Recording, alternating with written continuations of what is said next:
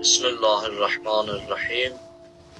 Sallallahu ala Muhammedin ve alihi tahirin. Ve lanetu ala a'daihim ecmain minel an ila liqayyemiddin. Bizler iki cür tanıya bilərik. İki cür tanıya bilərik. Bir, anlam ve ünvanlar vasitəsilə zeynimizdə. İki, şəxsi tanışlıq vasitəsilə. Maddi varlıqlarda şəxsi tanışlıq 5 hissiyat üzvü ilədir. Maddi varlıqları şəxsi tanımaq üçün 5 hissiyat üzvün işə salırıq.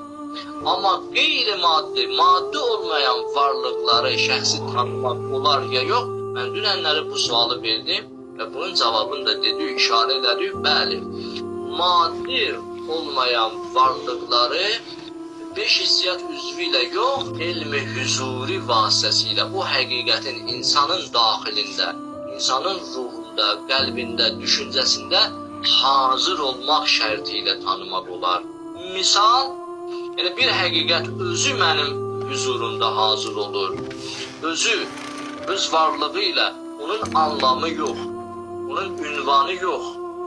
Özü, baxın, acılıq, sevgi, şadlıq, bunlar hamısı mənim yanımda o həqiqət hazırdır.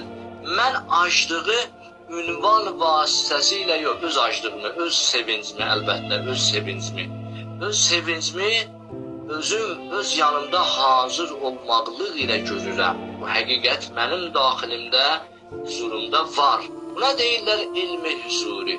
Bəs maddi olmayan varlıqlarda şəxsi tanımaq, şəxsi yəni ki, bu fərdin özün digər fərdlərdən seçilərək tanımağa deyilir. Buna deyilir şəxsi tanımaq. Qeyri-maddi olmayan varlıqlarda şəxsi tanımaq hüzuri elm yolu ilə ələ gəlir. Amma ümumi tanımaqsa ümumi anlamlar vasitəsilə. Şəxsi tanımaqda artıq sən daha çox feyz aparırsan,